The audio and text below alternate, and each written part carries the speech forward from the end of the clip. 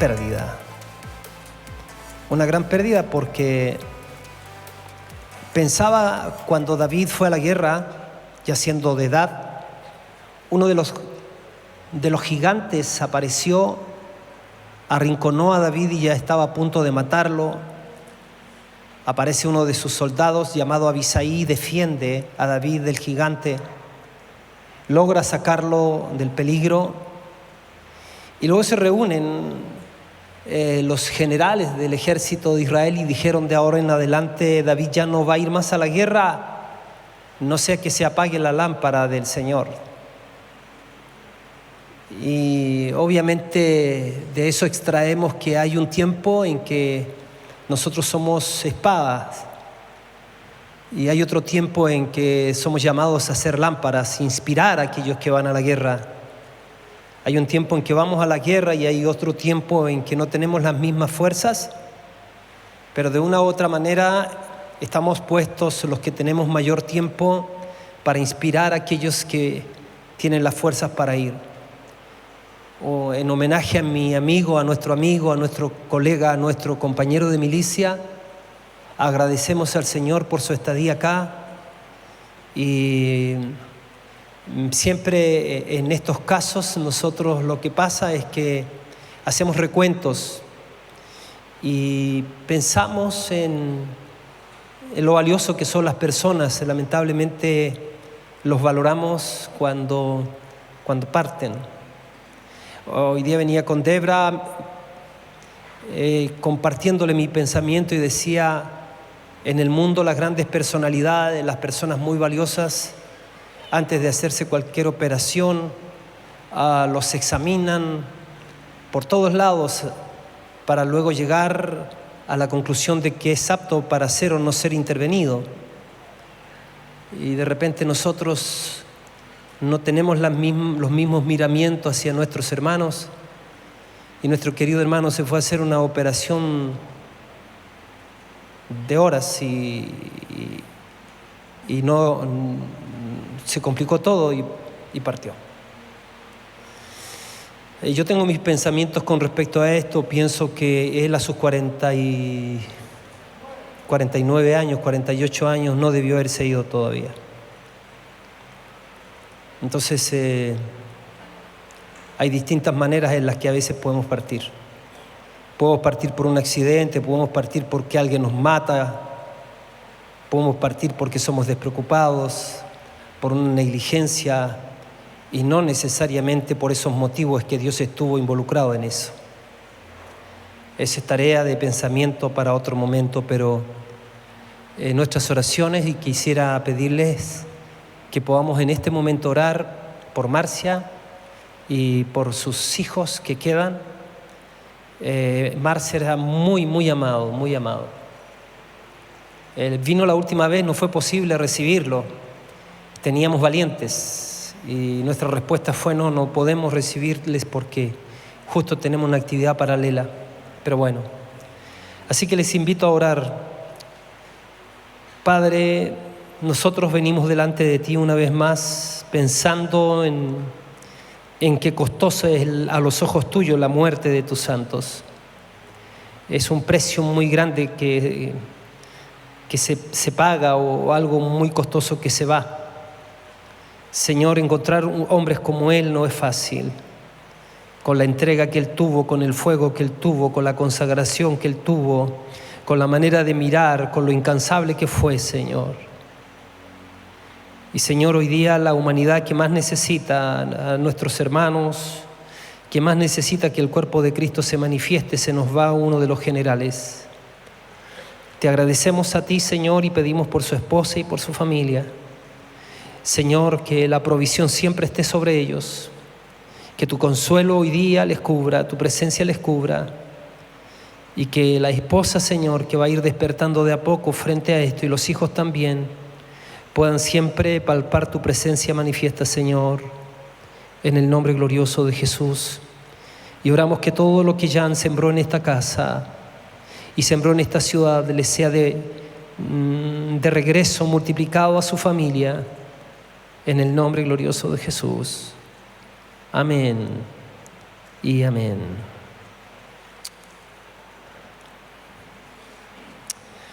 Ok.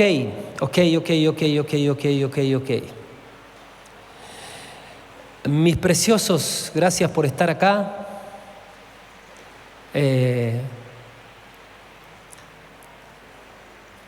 Hoy día yo quiero compartir un pasaje que está aquí en el libro de Eclesiastés, capítulo 7, verso 8. Eclesiastés 7, verso 8, a ver si por favor puedes poner el título. Hoy día quiero hablarles sobre nuestro llamado. Quiero hablarles de nuestra misión en la tierra.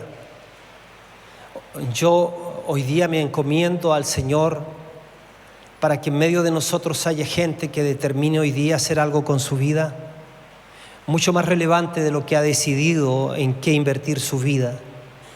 Que ojalá haya un tiempo de inflexión en algunos de ustedes y ustedes puedan determinar y pueda venir revelación a sus corazones para que por si acaso están yendo detrás de cualquier otra meta no mayor al llamamiento que Dios les ha dado, hoy día cambien de rumbo y haga la diferencia, determinen hacer la diferencia. El libro de Eclesiastés, mira cómo habla Salomón, dice: mejor es el fin del negocio que su principio. Me gustaría que vea la Biblia de las Américas, por favor, si lo puedes poner. Búscate la versión Biblia de las Américas. Dice: mejor es el fin de un negocio en la Reina Valera, pero en la América dice: mejor es el fin de un asunto que su comienzo. Mejor es la paciencia de espíritu que la altivez de espíritu. Voy a hablar del lado A del texto. Mejor es el fin de un asunto que su comienzo. Fíjense que mientras yo estaba pensando desde anoche y en esta madrugada sobre esto, pensé muchas cosas, y dentro de las cosas que he pensado es que los cierres son muy importantes en la vida. Dejar cosas inconclusas es perjudicial para todo un entorno, para nosotros y a las gentes a las que les quedamos debiendo a lo mejor un trabajo, debiendo a lo mejor dinero, debiendo a lo mejor una explicación, debiendo una excusa o debiendo un perdón. Los cierres son muy importantes en la vida. Todos llegaremos a un cierre final en nuestra vida.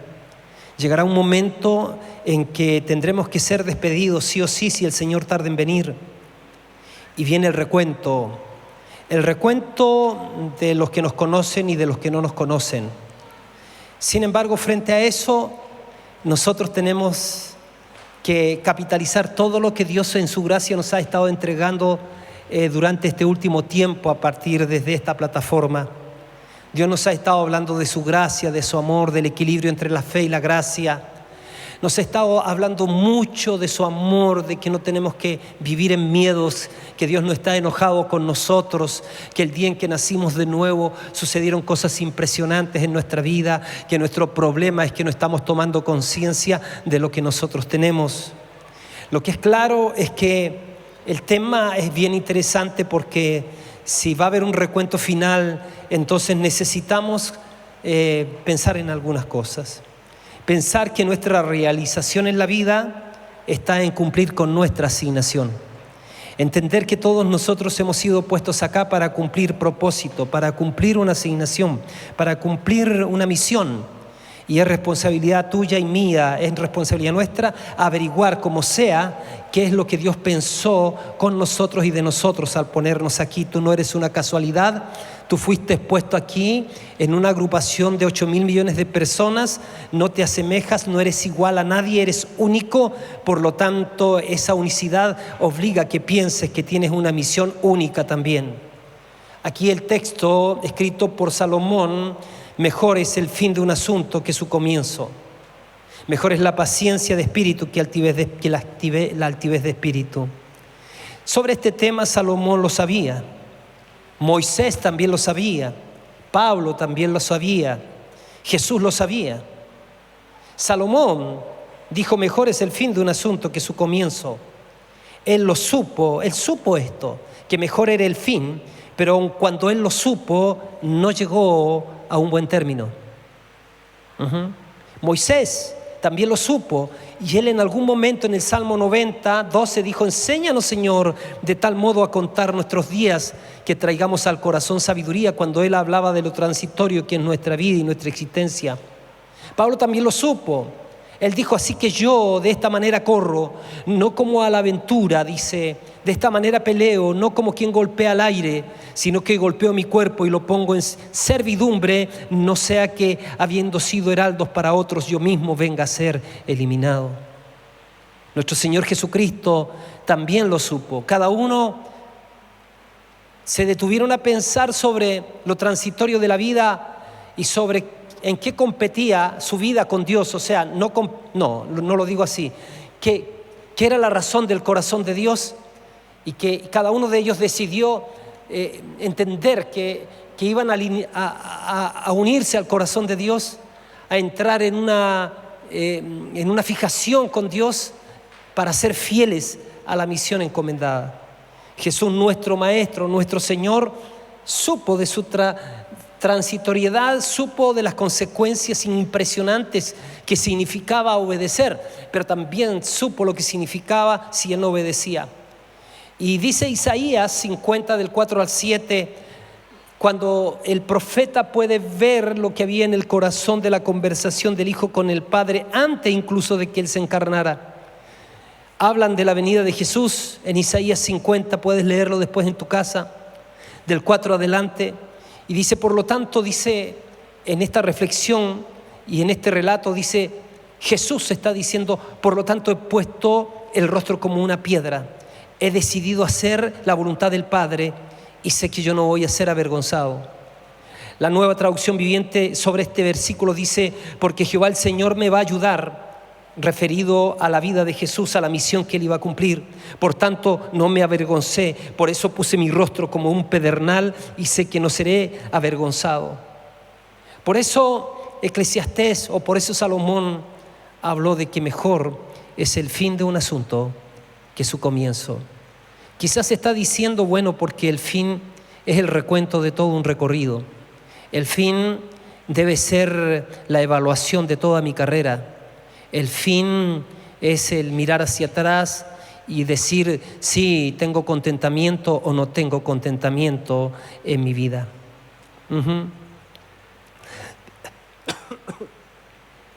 Estaba pensando y escribí algunos pensamientos. Encontré uno que dice: aunque nadie pueda volver atrás y hacer un nuevo comienzo, cualquiera puede comenzar a partir de ahora y hacer un nuevo final. Preciosos y preciosas, iglesia que pastoreamos por tantos años, hay misiones que no admiten distracción. Tú y yo estuvimos hablando del llamamiento supremo, o escuchando la palabra el domingo pasado, que era un llamamiento que vino del corazón de Dios, que cada uno tiene un llamamiento y que es supremo porque sale del corazón de Dios, no es invención nuestra, nos lo delegó una organización, una denominación, no nos la inventamos nosotros, sino simplemente es un llamado que viene del más alto, del más sublime, y Pablo le llamó el llamamiento supremo. Le llamó llamamiento supremo porque debería de dársele el valor más alto, debería dársele la importancia que merece. Por eso estoy diciendo, hay misiones que no admiten distracción. Jesús, en una oportunidad, por la urgencia de la misión, Él les habló a sus discípulos y les dijo: chicos, vayan a cumplir la misión y no saluden a nadie por el camino. Era curioso cuando lo leí la primera vez. No saluden a nadie por el camino. Ahí en el relato un poquito más específico, en Lucas 10, dice como sigue: después de estas cosas, designó el Señor también a otros 70, a quienes los envió de 2 en 2 delante de Él, a toda ciudad y lugar a donde Él había de ir. Y les decía: a la verdad la mies es mucha, mas los obreros son pocos. Por tanto, rueguen al Señor de la mies que envíe obreros a su mies. Id, y he aquí que yo os envío como corderos en medio de lobos. No lleven alforja, ni bolsas, ni calzado, y a nadie saluden por el camino. En cualquier casa donde entren, primeramente digan paz sea esta, o digan paz a esta casa. Como ven en este pasaje, vemos el énfasis de la premura que había en el corazón de Jesús y de que los discípulos no tenían que distraerse en largos saludos. Era urgente avanzar el reino. La cosa, mis queridos, es caminar en la vida determinados hasta llegar al final. Porque así como estamos viendo de estos personajes bíblicos, nosotros no estamos lejos de esta realidad. Cada uno de nosotros tiene un llamado. Cada uno de nosotros se proyecta en esperanza a vivir en lo posible 120 años, como yo digo, como Moisés, que sus ojos no se oscurecieron y con todo vigor se despidió. Al parecer Moisés murió de viejo, ¿no? Porque uno se tiene que morir de enfermo. Pero aún así también estamos conscientes que la vida nos depara sorpresas como la que estamos viendo ahora. Un generalísimo, un hombre de fuego, un hombre de pasión por Dios, un hombre de entrega, un hombre ejemplo de fidelidad, parte a sus 48 años. Y entonces nos vienen todos esos textos. Enséñame de tal manera, Señor, a contar mis días, que en mis días cada día cuente, Señor, que yo me pueda consagrar a ti y a la misión que tú me has encomendado. ¿De qué le sirve al hombre si ganare todo el mundo y sufriere la pérdida de su alma? Muchas veces vivimos detrás de las cosas y cosas y cosas y cosas, y la vida se nos va, de repente se nos va porque nos llegó la hora, o se nos va porque el corazón nos dice basta. No tuvimos la preocupación o la ocupación de administrar bien nuestros cuerpos y nuestras energías. Simplemente la vorágine nos absorbió y nos comió. Nos confundimos y definitivamente no terminamos bien la carrera. Por eso estoy diciendo que la cosa es caminar en la vida determinados a llegar hasta el final, porque mejor es el fin de un asunto que su comienzo. Así que, mi precioso, mi preciosa, el tema no es cómo comienzas un asunto, sino cómo lo terminas. Esta fue la ocupación del apóstol Pablo. El apóstol Pablo, que fue ese hombre que escribió 14 de las 27 cartas del Nuevo Testamento, ese hombre que hablamos de él como que si estuviera presente en medio de nosotros. Si viniera un nuevo y nos escucha hablar de Pablo, diría, oye, debe andar por ahí. Porque siempre está en nuestras conversaciones, sus enseñanzas. Y si le dijéramos, no, si él vivió hace 2000 años, nos diría, ¿qué? ¿Cómo? Pero fíjate, Pablo tenía esta ocupación en cuanto a él y en cuanto a los discípulos o a la iglesia. La ocupación que tenía Pablo en cuanto a él, en 1 Corintios 9:27 dice, así que yo de esta manera corro, no como a la aventura, de esta manera peleo, no como quien golpea al aire, sino que golpeo mi cuerpo y lo pongo en servidumbre, no sea que habiendo sido heraldos para otros, yo mismo venga a ser eliminado. Y en cuanto a los discípulos, la preocupación que Pablo tenía por la iglesia de su tiempo, ahí en 2 Corintios 11:3, Pablo les dice, pero temo que como la serpiente con su astucia engañó a Eva, vuestros sentidos sean de alguna manera extraviados de la sincera fidelidad a Cristo. Wow. Pablo aquí está hablando de que los sentidos pueden ser engañados. Pablo está trayéndole a los corintios la conciencia de que hay un engañador, que hay alguien que está empeñado en que no terminemos la carrera. Y te digo, mi hermana, mi hermano, el diablo hará todo lo que esté a tu alcance para impedir que cumplas con tu asignación en la vida. Con el Señor Jesucristo lo hizo. Miramos las Escrituras y vemos, Jesús fue tentado por el diablo a desistir de su llamado. Le ofreció todos los reinos del mundo y la gloria de ellos, y postrado él le adoraba. Jesucristo, sabiendo el principio que uno toma la forma de aquello que adora, él dijo, apártate de mí, Satanás, porque escrito está, al Señor tu Dios adorarás y a Él solo servirás. Por eso cada día Jesús tomaba la forma del Padre. Por eso cada día Jesús estaba manifestando la gloria de Dios. Jesús fue tentado también a ser rey sin la necesidad de ir a la cruz. La gente quería hacerlo rey y él se escondió. Jesús fue aconsejado por Pedro a no ir a la cruz. A lo que Jesús responde, apártate de mí, Satanás, porque no estás poniendo, tuviste las cosas de Dios sino en las de los hombres. Jesús también fue estorbado por los religiosos de su tiempo. Yo me pregunto, hermanos, ¿será que a Jesús siempre lo acompañó una determinación furiosa? A propósito tenemos un canto que habla del amor furioso. ¿Por qué él no se detenía? ¿Por qué él no se dejó distraer por esto y muchas otras cosas? Cuando tú miras el libro de los Hechos 10:38, habla de Jesús y dice que el Señor Jesús fue ungido con el Espíritu Santo y con poder.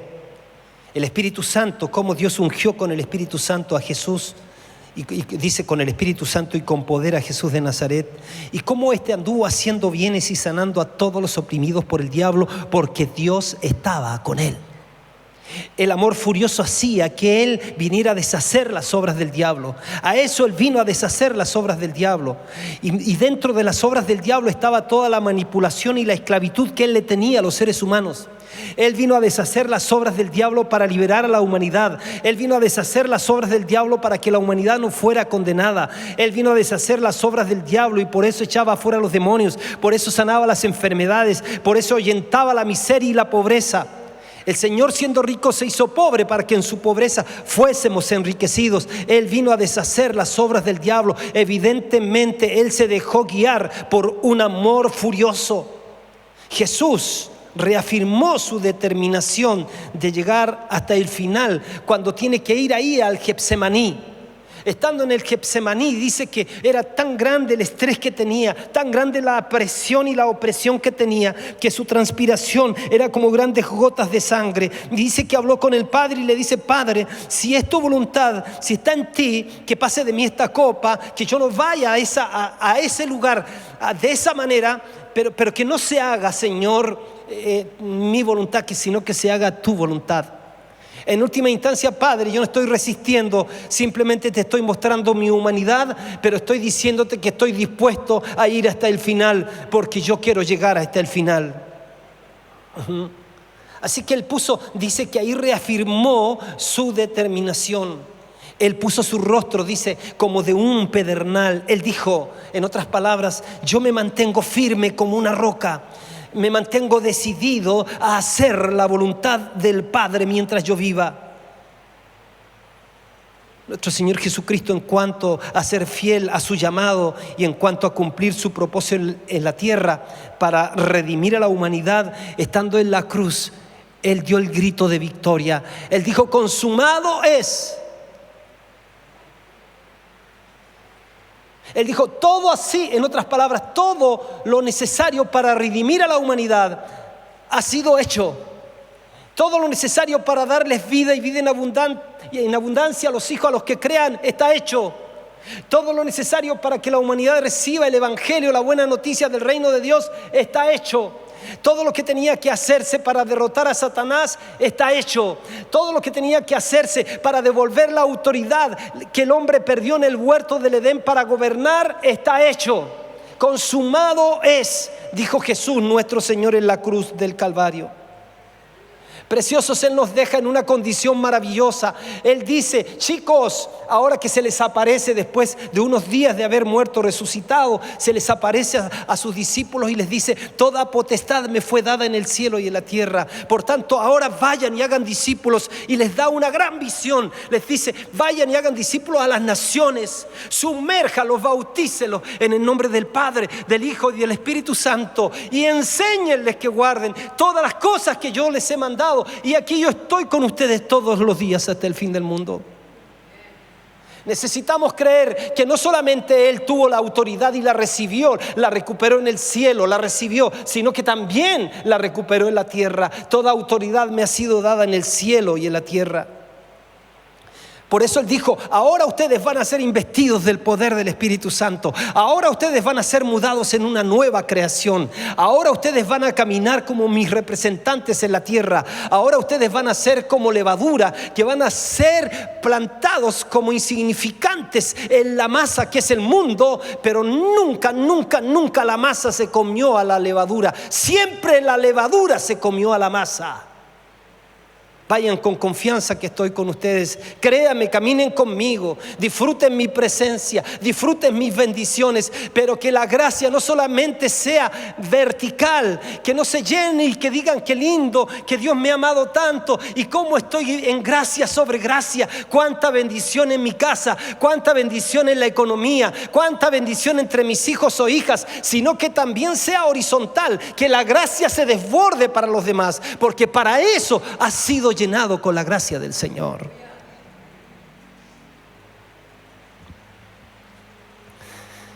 Necesitamos entonces, cada uno de nosotros hoy día, tomar una decisión de determinarnos a llegar hasta el final con nuestro llamado y no postergarlo y no pensar que otro lo tiene que hacer.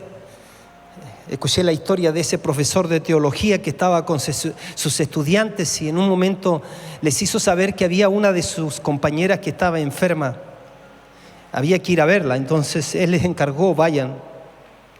Y a la otra semana, cuando se reúnen nuevamente, el profesor estaba asombrado porque se enteró que nadie hizo la visita.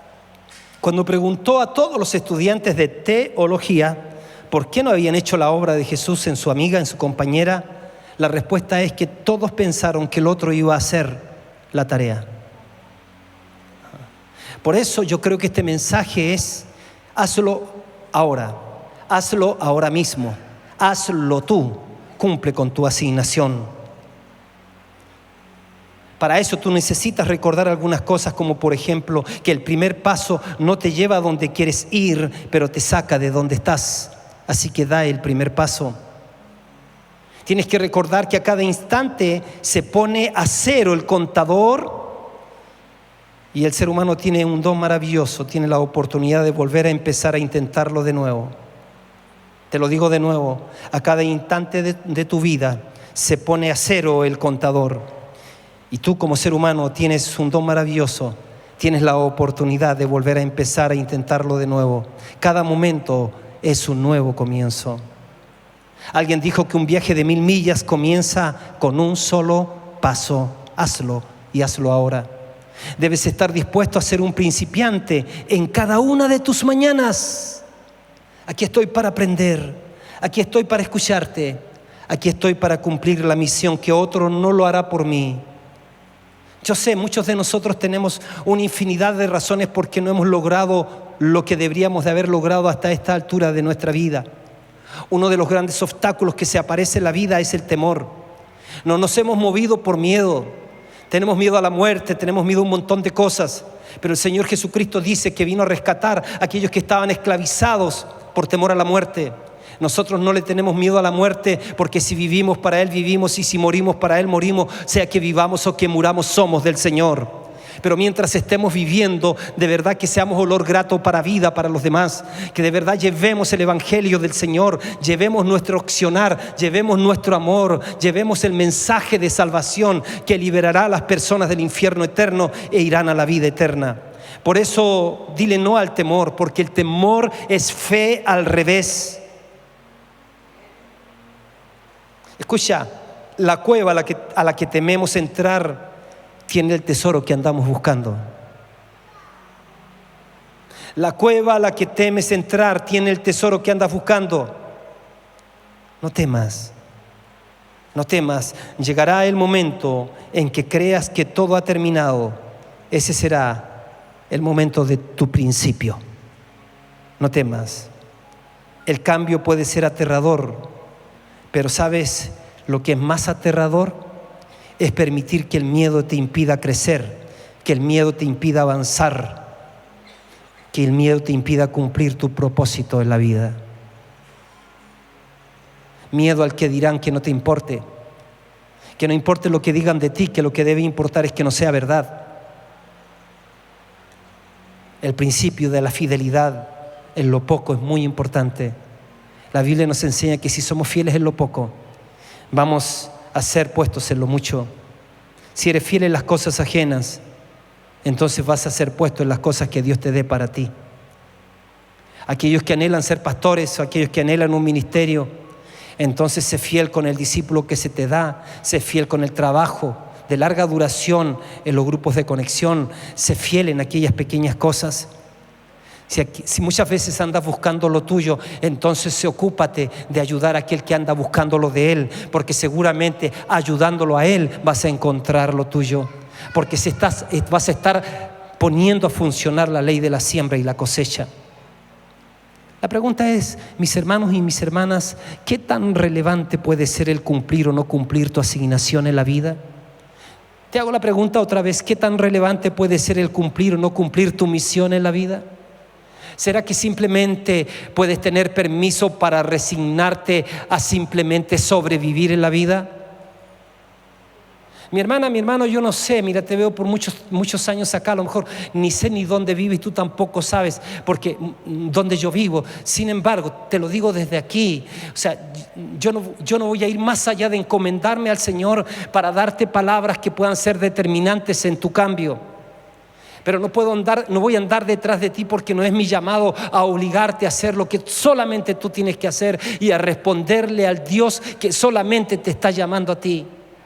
Tú puedes a veces permitirte y darte el lujo de vivir como quieras, pero quiero decirte que definitivamente uno se hace esclavo de aquello a lo que obedece.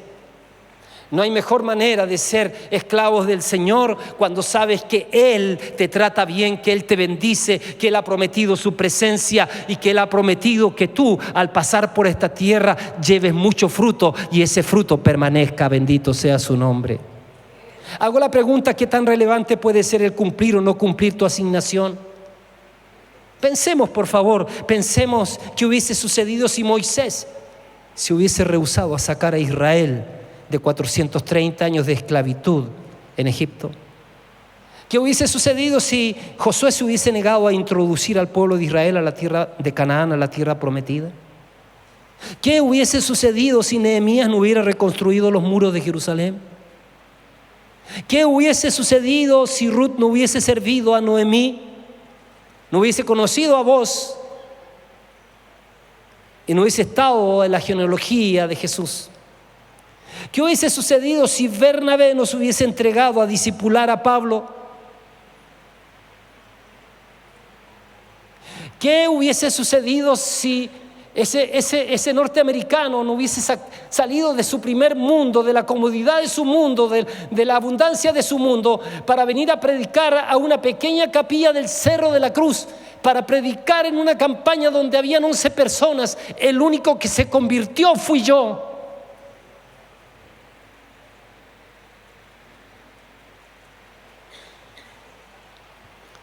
¿Cuáles son las implicancias de hacerte cargo de lo tuyo o no hacerte cargo de lo tuyo?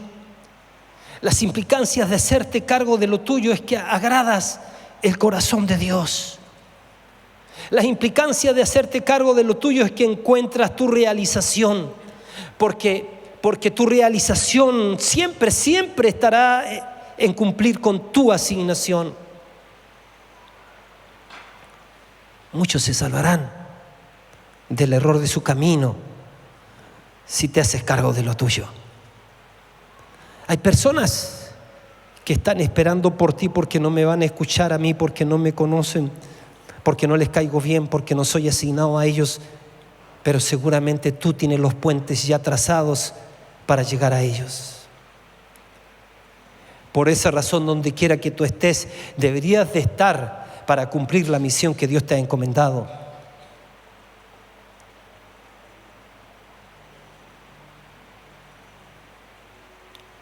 Mejor es el fin de un asunto que su comienzo. Por eso el apóstol Pablo por eso el Señor Jesús puso su rostro como un rostro de pedernal. Tantos obstáculos para llegar ahí.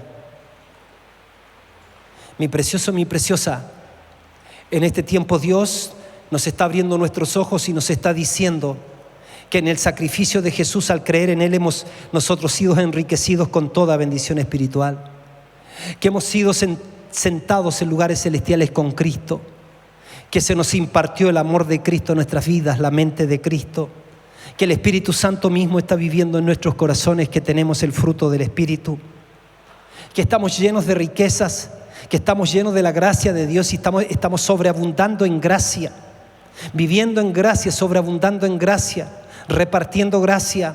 Sin embargo, mis queridos, no es conveniente simplemente que tomes conciencia de cuánto has sido bendecida y cuán bendecido eres o somos, sino es que tenemos que rehusarnos a ir a enriquecer el cementerio. Enriqueces el cementerio cuando te rehusas a cumplir con tu misión. Enriqueces el cementerio cuando no hablas con Dios con respecto a tu llamado, con respecto a tu vida. Cuando tú piensas que la vida simplemente se tiene que ir como el agua por las manos. Enriqueces el cementerio cuando definitivamente no te consagras al llamado que tú dices que Dios te hizo en tu corazón.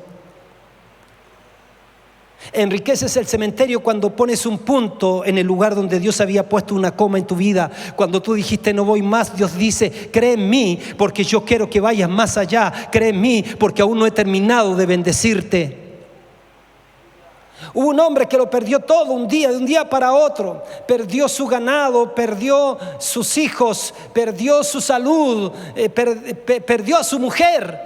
Y estando en esa condición de todo pérdida, se le aparece el Señor y Dios le dice: Job, levántate, porque aún todavía no he terminado de bendecirte.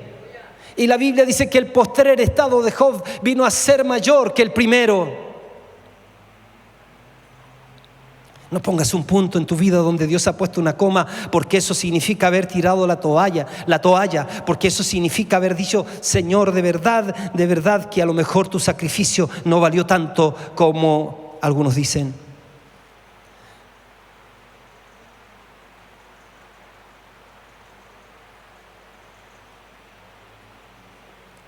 ¿Por qué no rendirte? Porque es mejor el final de un asunto. ¿Por qué es mejor el final de un asunto? Por la tarea cumplida, por el decir: Señor, consumado es. Eso quiero decirlo yo. Quiero llegar en un momento en mi vida a decir: consumado es. Te digo en estos minutos que me quedan, precioso, preciosa, vivir para conocer a Dios y vivir para los intereses de Dios es nuestro único y más significativo propósito. La gran tragedia en la vida no es la muerte, sino la vida sin una razón. Jesús sabía cuál era su razón de vivir. Su propósito era hacer la voluntad del Padre y vivir continuamente disfrutando su presencia. Jesús sabía que ser lleno del Espíritu Santo consistía en vivir consciente de la continua presencia de Cristo en su vida. Jesús conocía el motivo de su existencia. Precioso, es muy peligroso vivir sin conocer el motivo por el cual existes. Lo peor que te podría suceder, escúchame, lo peor que te podría suceder es que tengas éxito en aquello a lo que Dios no te llamó a hacer en la vida.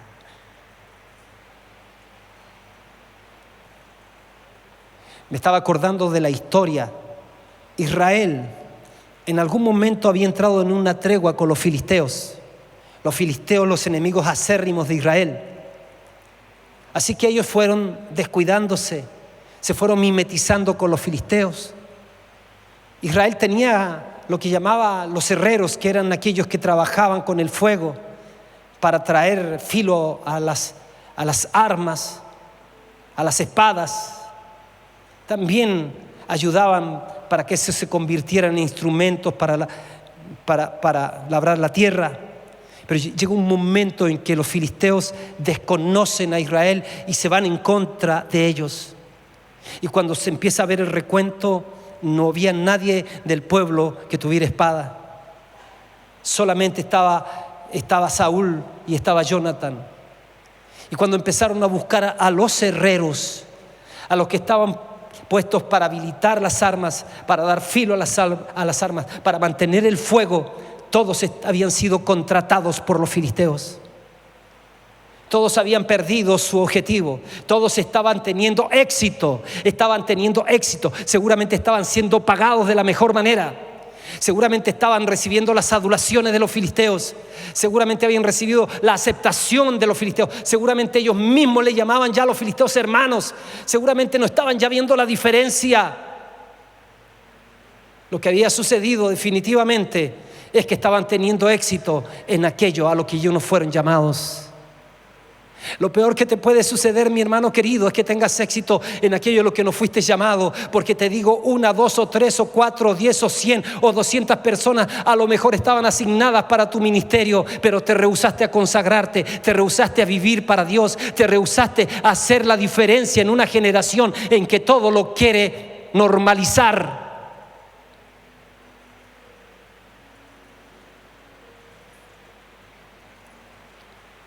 Es muy peligroso vivir sin conocer el motivo por el cual existes. Una de las experiencias más frustrantes consiste en tener tiempo pero sin saber en qué utilizar ese tiempo de tu vida. Dios te dio la vida. A nuestro amigo se le acabó el tiempo y terminó. Hoy día tú tienes el tiempo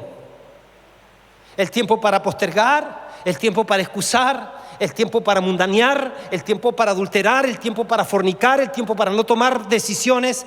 ¿Para qué estás ocupando el tiempo de tu vida?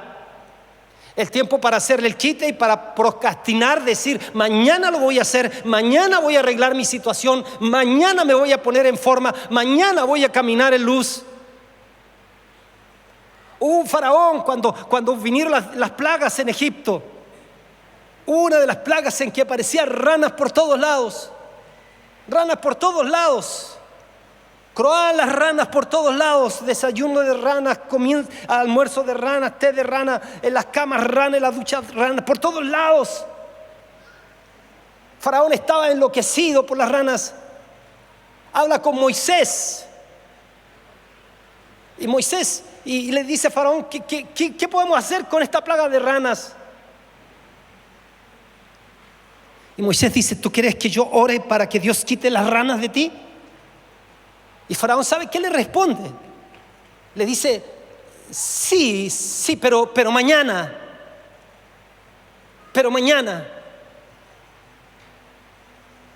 Y hoy día existe un montón de personas que el croar, creo que es así, de las ranas, lo persiguen cada día y se preguntan con tantas ganas de que eso desaparezca de sus vidas, pero no está desapareciendo porque están postergando las decisiones, porque se han rehusado a cumplir hasta el final, llegar hasta el final. Han rehusado determinarse a llegar hasta el final con su llamado. Jesús no enriqueció el cementerio. El lugar más rico del mundo son los cementerios. Los lugares más ricos de la tierra son los cementerios, mi amigo. Escúcheme, los lugares más ricos de la tierra son los cementerios. No son los Emiratos Árabes, no son los lugares donde están las piedras preciosas, son los ministerios. Perdón, los cementerios. Y a veces también podrían ser los ministerios. El lugar más rico del mundo es el cementerio. Allí están los libros que no se escribieron, las canciones que no se cantaron, las pinturas y los inventos que no han sido conocidos, libros y negocios que no se abrieron. Las tumbas están llenas de grandes hombres y mujeres que murieron sin desarrollar su potencial. Ellos murieron como alcohólicos, murieron como drogadictos, murieron como pordioseros, como ambiciosos, como orgullosos. Algunos otros se resignaron a solo sobrevivir en la vida. No fumaban, no tomaban, no bailaban apretados, no pateaban el perro, pero no hacían nada positivo. Por supuesto, ese no era el destino de ellos, de ninguno de ellos de los que he descrito. No es el destino. Como un barco en un puerto, se ve hermoso, pero no es su destino. El destino de un barco es surcar los mares. Ese es su destino. Un avión en un hangar también se ve seguro, pero ese no es su destino. El avión tiene un destino de surcar los aires. Estos hombres y estas mujeres, y los hombres y las mujeres del siglo XXI, tienen un destino de grandeza, pero algunos están muriendo sin consagrarse a Dios, sin ejecutar su misión. Mejor es el fin de un asunto que su comienzo.